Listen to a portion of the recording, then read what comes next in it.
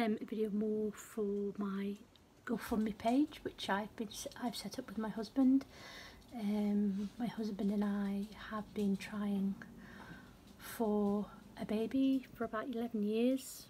When we met, we were both 35, so excuse me, so we were both all pretty old to be trying, biologically anyway. We are wanting to go to Prague for IVF, for donated eggs. I have something called neurofibromatosis type 1, so if I have a baby, then I have a 50% chance of me passing it down to the baby. Now I have quite a mild case of it, but the baby could not, and I couldn't take that risk. Also, because of my age, 35, obviously your eggs aren't as fresh, so again, if we go for donor eggs, they're going to be better quality. Anyway, I want to talk to you more about our journey. So we got married and we obviously wanted to have a family.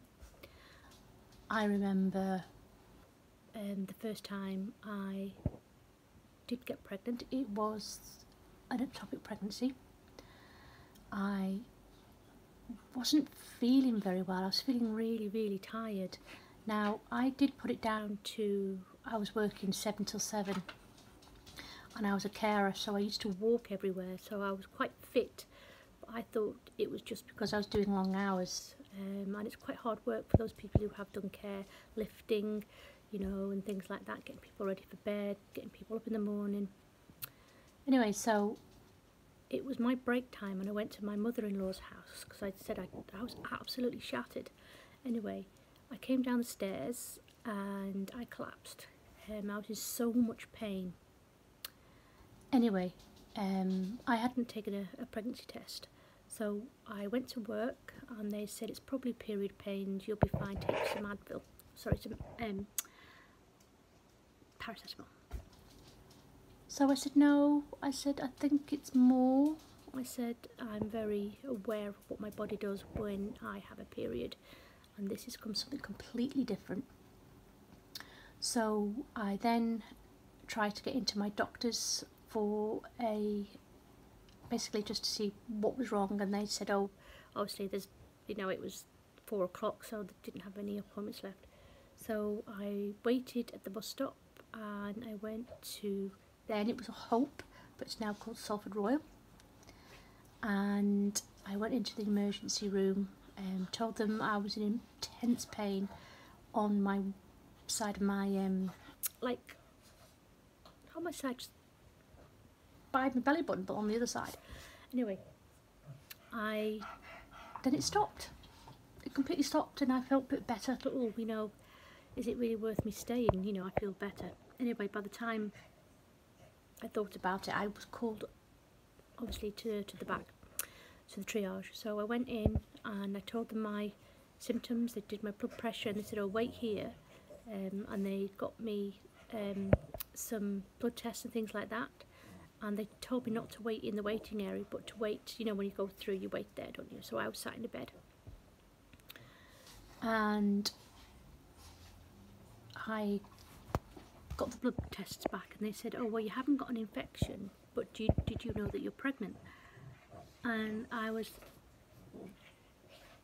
so excited. I thought, wow, I was so, people who have had children and you find out you're pregnant for the first time, it's just elating. It was just all my little things went off, all what we're going to call it, what, you know, what's it going to be, you know, and all, everything all at once. And they then did another pregnancy test, and because of my pregnancy hormone wasn't quite high enough, they said it could be a ectopic pregnancy. So bearing in mind, I got to the hospital about 4:45. I didn't get out of the hospital till 10 o'clock at night, and they said go home, come back and have a scan tomorrow. So they sent me home knowing that I had an ectopic pregnancy. Looking back at it now, you know, they could have killed me. Anyway, so I went back home. I didn't tell Gary, obviously, because I didn't know. I didn't want to get his hopes up. So I then went for a scan and they said yes, it is an ectopic pregnancy, so I was then admitted. Again, I didn't tell Gary until probably later on in the afternoon, and actually I think it was the hospital that called him, actually, because I remember him coming to obviously see me, and there I am, and they said, oh, it's an ectopic pregnancy, I'm sorry but it's not viable. So I stayed and I had to have an injection, like a metroseftin, I can't remember the name of it, but I had to have an injection.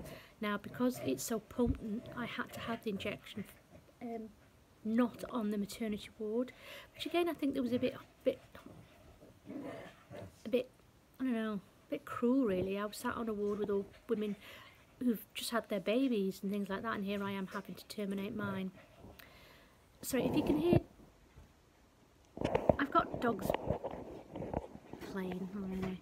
Yeah, so I then had to go and have this injection. For those ladies who've had that injection, you know what that is. The lady that gave it to me, the nurse that gave me to, was Monica, and when she gave it to me, she had to have full, like, proper hazmat, has gloves, has head, you know. And I was like, I said, Christ, I said, what you injecting into me?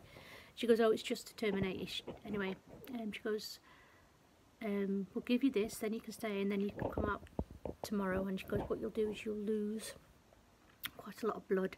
I suggest you have some time off of work for it. And I said, oh, okay. So that was our first hope of having a pregnancy, and unfortunately it ended in an ectopic pregnancy. Both Gary and I were completely heartbroken, knowing that, you know, we had the good news and then we had that good news taken away from us. So that's my first ectopic pregnancy. I've had one more on the same side, on my right side. I also had a blighted ovum. So what I'll do is I'll make a video about that, because this is going to go on my GoFundMe page, and hopefully I'll try and put it onto my main page as well. So if you can, I'll put the GoFundMe, in the description below. I'll do the link for our GoFundMe page. Go over there and have a look at our journey as well. If you could share this as well, to hope that we can get to Prague and have a last attempt at to be a parent, or for me to be a mum. It's something that I would I really want to try once more. I feel that I can do this. So yeah, thank you for listening. If you get to go and have a look over the GoFundMe page, there's more sort of things on there that you can read. But I will be making another video about my other ectopic pregnancy, and then my blighted ovum, which make another video about my ectopic pregnancy, my second ectopic pregnancy, and then my blighted ovum, which for me, I will tell you about my blighted ovum and my second ectopic pregnancy. And we did have IVF in 2014, but that ended in me miscarrying twins. But the reason why I miscarried then was because my fallopian tube, my right fallopian tube, that had been damaged so badly by the 2 ectopic pregnancies, was leaking toxic fluid into my womb, so it was killing any pregnancies that I tried to have. So what I'll do is I'll tell you all about that. This is a bit long-winded, I'm sorry, but yeah, go and have a look and see what it's about. Thank you for listening. Bye.